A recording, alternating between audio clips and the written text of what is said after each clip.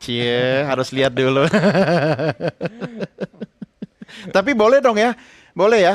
Saya nanya ya, saya pinjam mic-nya deh, boleh? Nah, ini saya mau tanya, kenalan dulu Mbak. Nih, nah dari situ aja silakan. Tuh lihat kamera. Namanya siapa? Nama saya Windy. Mbak Windy. Iya, betul. Oke, Mbak Windy, gimana pengalamannya ceritanya waktu masuk rumah baru?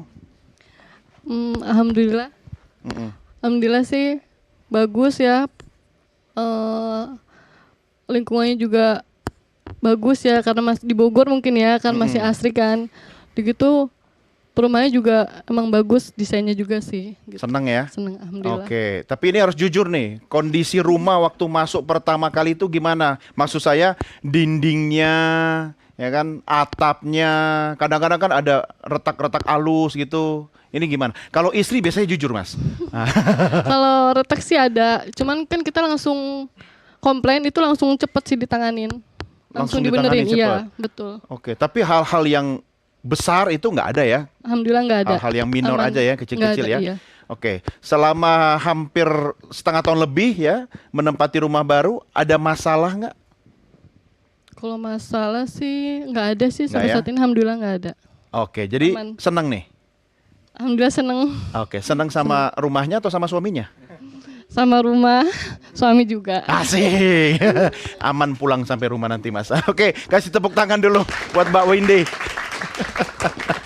Saya harus kembalikan kepada pemiliknya, suaminya. Oke, Pak Jatmiko, 3 juta target pemerintah. Komentarnya? Ya memang yang dibilang Pak Prabowo tadi memang target harus tinggi 3 juta. Kenapa 3 juta? Karena backlog kita itu udah 9 juta. Oke.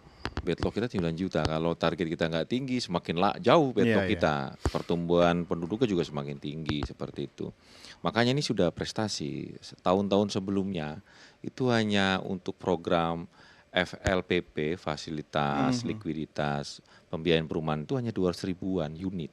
Nah, tahun ini 350 ribu unit, ya kan? Itu kalau dihitung kira-kira hampir 30-an triliun subsidi dari pemerintah. Kan? Subsidinya dari uang muka, Iya. dari bunga, yang di awalnya 12%, dibantu pemerintah 7%, jadi cuman bayar konsumen 5% Iya, seperti itu terasa banget ya, Pak ya?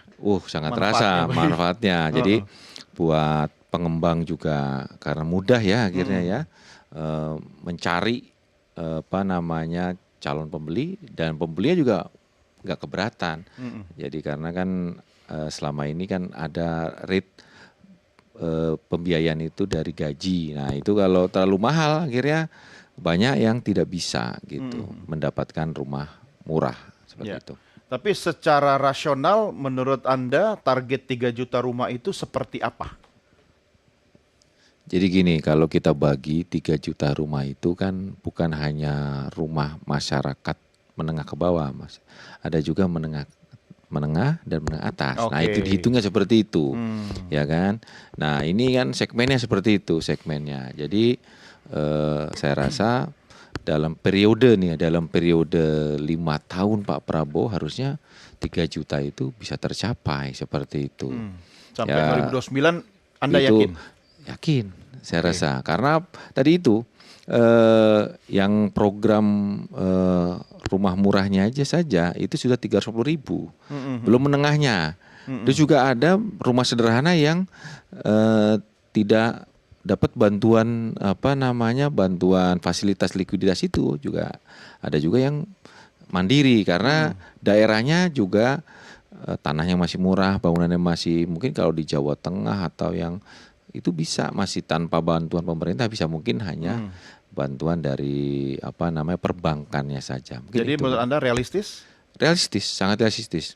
Karena nggak ada ya yang nggak mungkin ya. Jadi ya hanya rumah seperti itu karena lahannya banyak kita di sini, terutama di daerah-daerah yang di pinggir-pinggir kota itu lahannya masih banyak seperti itu. Kecuali di perkotaan agak sulit nanti seperti itu. Oke, kita tanya sama Pak Anton. Realistis atau tidak komentarnya?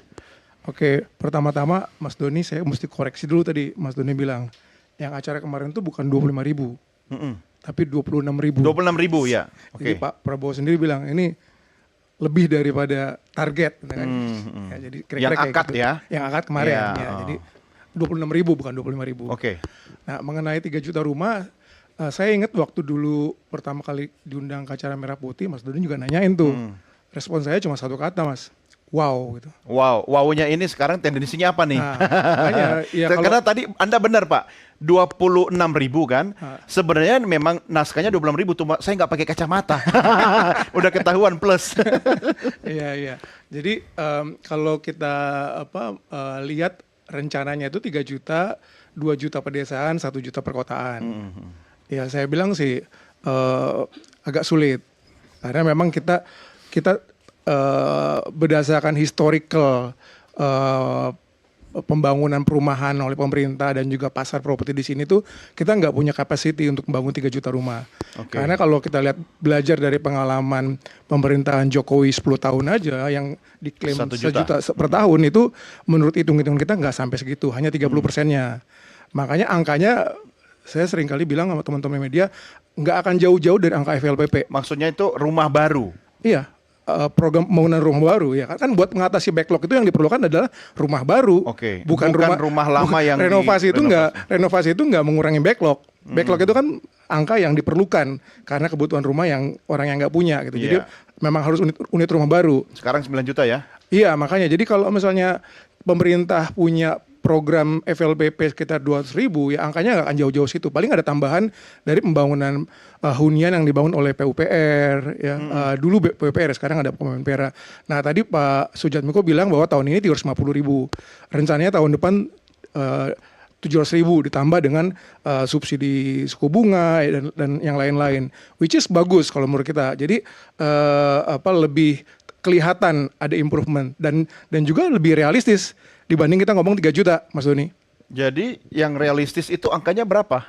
Ya kalau berdasarkan rencana yang buat tahun depan 700.000, ya berarti nggak akan jauh-jauh di situ nanti. Karena tahun ini pun kita kan memang rencana FLPP 350 ditambah dengan program-program lain yang tambahan yang nggak akan setinggi FLPP ya. Jadi makanya kisaran kalau berdasarkan prediksi kita paling masih di bawah 500.000. Masih di bawah 500.000. Iya per tahun. Nah kalau Per tahun kalau sampai- tahun depan rencananya 700.000 ya ditambah dengan yang lain-lain ya mungkin bisa mendekati angka 1 juta. Tapi kalau untuk 3 juta, apalagi dengan breakdown tadi ya 2 juta pedesaan, 1 juta perkotaan.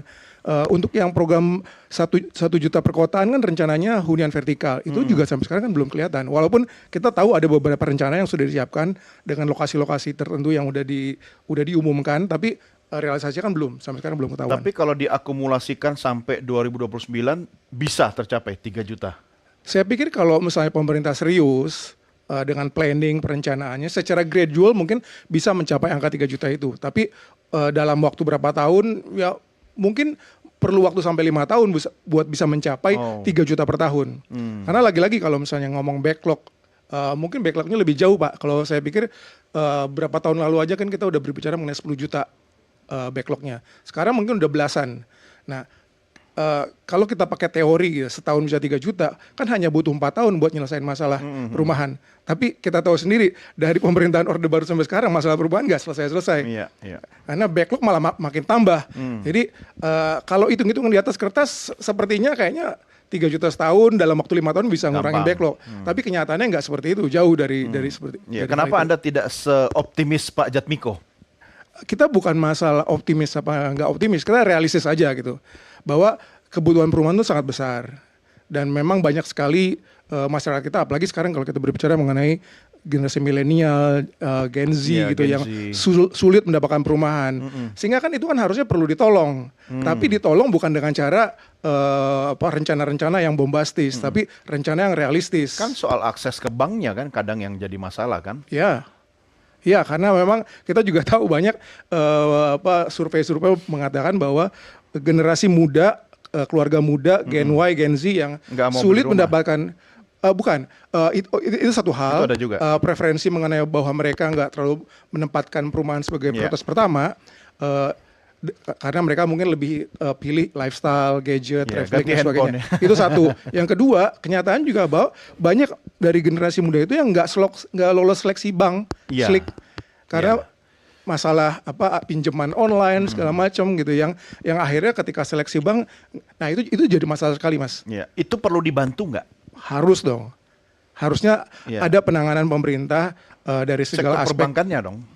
Iya, dan juga apa ya, mungkin edukasi kepada generasi Hmm. muda terhadap apa pinjaman online yang mungkin terlalu berlebihan apa gimana gitu ya. Iya. Jadi edukasi itu juga perlu gitu. Pas banget nih Pak, banyak Gen Z di sini. Ya. Nanti kita akan diskusi sama mereka ya. Tapi tahan dulu Pak Anto, saya balik ke Pak Jatmiko soal analisanya beliau, ada komentar? Jadi masalah 3 juta ini memang harus ditempuh ya. Kalau nggak itu makin jauh lagi. Makanya pemerintah kita juga banyak selain tadi LFPP itu juga banyak. Jadi kita nih di masyarakat diberikan kemudahan. Jadi untuk AJB ya kan. Jadi bukan hanya sektor yang dibantu aja, jadi sektor menengah juga atau yang mandiri pembangunan rumah itu dibantu. Jadi makanya mengejar 3 juta rumahnya dari sektor itu juga, bukan hanya program-program yang harus dari pemerintah. Nah, pemerintah itu membantu dari sektor perpajakannya, mempermudah. Itu saja sih, harusnya bisa. Kenapa tadi? Kenapa? Dan juga kita juga mendorong juga nanti apa program yang hunian berimbang ya kan. Kita ini kan juga hunian berimbang ini kan 1 rumah mewah, 2 rumah menengah, 1 rumah sederhana. Nah ini juga nih harus kita dorong. Jadi kita juga tagih juga kepada developer ini sudah menjalankan itu belum. Nah dengan strategi itu harusnya bisa tercapai. Oke, Gitu. ini soal pengawasan ini penting nanti. Dan Ya, tugas betul. Anda kan juga. Iya yang betul, mengawasi. betul. Ya kita Oke. harus mengawasi. Ya, baik Bapak-Bapak, kita rehat dulu. Nanti kita lanjutkan diskusi kita di segmen berikutnya. Pemirsa jangan kemana-mana, Merah Putih segera kembali sesaat lagi.